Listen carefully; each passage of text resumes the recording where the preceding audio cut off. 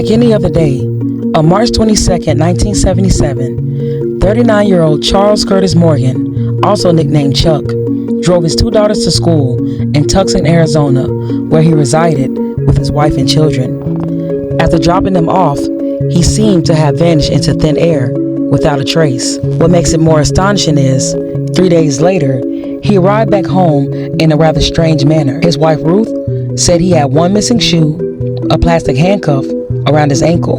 His hands were zip-tied together, and he couldn't speak. He motioned to his wife that he wanted to write down what happened to him. He told his wife that there was a hallucination drug taped to his throat that would either unalive him or drive him insane. He also told her that he was tortured while in captivity, but he would not tell her who they were. He told her if she went to the police, whoever kidnapped him would put out a hit against their entire family. It is also important to note that Chuck Morgan was a potential witness in a state land fraud case involving a well-known crime boss. It took Chuck a week to finally be able to speak again. His wife Ruth nursed him back to health using the eyedropper to feed him. He insinuated to his wife that he was some sort of a secret agent and had a secret identity for the past 3 years. He claimed to have worked for the federal government and fought against organized crime. He claimed they took his treasury identification, but he managed to escape near Phoenix Sky Harbor Airport. Understandably, Chuck became extremely paranoid, wearing a bulletproof vest constantly. He would not let anyone else take his children to school and even grew a beard to mask his identity. He told his father that if anything ever happened to him, there was a letter he had written explaining who did it. However, that letter was never found. On June 7th, a couple of months after his initial disappearance, Chuck vanished again. Even more strange is, a mysterious woman named Ruth called and said, "Chuck is all right," and gave her the Bible verse, Ecclesiastes 12:1-8. Men are afraid of high places and of the terrors on the road. Remember him before the silver cord is broken and the golden bowl is crushed. The dust will return to the earth as it was, and the spirit will return to God who gave it. 2 days later, Charles Morgan was found shot to death, a bullet to the back of the head. His body was found 30 feet off the highway in San Juan Springs area. Mysteriously, he had been unalived with his own gun. However, there were no fingerprints on the gun, but there was gunshot residue on Chuck's hand, indicating he fired the weapon. In his car, there was a note pointing to the direction of the crime scene.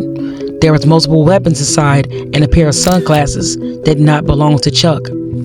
A $2 bill was clipped inside his underwear, and Spanish names were written on them from letters A to G. Also, the Bible verse, Ecclesiastes 12, was written, the same verse the female caller told his wife Ruth over the phone. 2 days after Chuck's death, a woman claiming to be the caller who called his wife Ruth claimed that Chuck was supposed to meet her at a local motel. She claimed that he showed her a briefcase with thousands of dollars in cash to buy him out of a gang contract. The woman said her nickname was Green Eyes. Despite how bizarre this case was, the police ruled Chuck's death a suicide. Authorities believed he did so because of financial hardship and fear of his safety. Oddly enough, shortly after his death, 2 men claiming to work for the FBI showed up at Ruth's home and ransacked the place. When a reporter contacted the FBI, they were told that they had never heard of anyone named Chuck Morgan. Some believe he was involved in illegal activities or doing secret work for the government.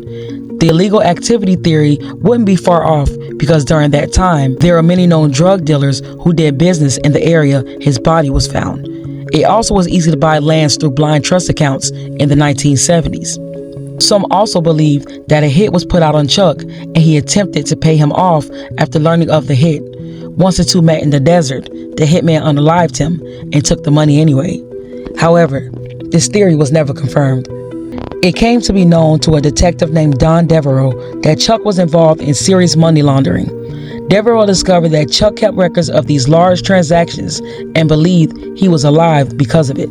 3 months after the case had aired on Unsolved Mysteries, a man named Doug Johnston was found shot to death in his car. What's interesting is the man was unalive across the street where Detective Devereaux worked. Devereaux believed it was a case of mistaken identity and the shooters actually wanted to alive him instead of Doug Johnston. Devereaux and Johnston also drove identical cars.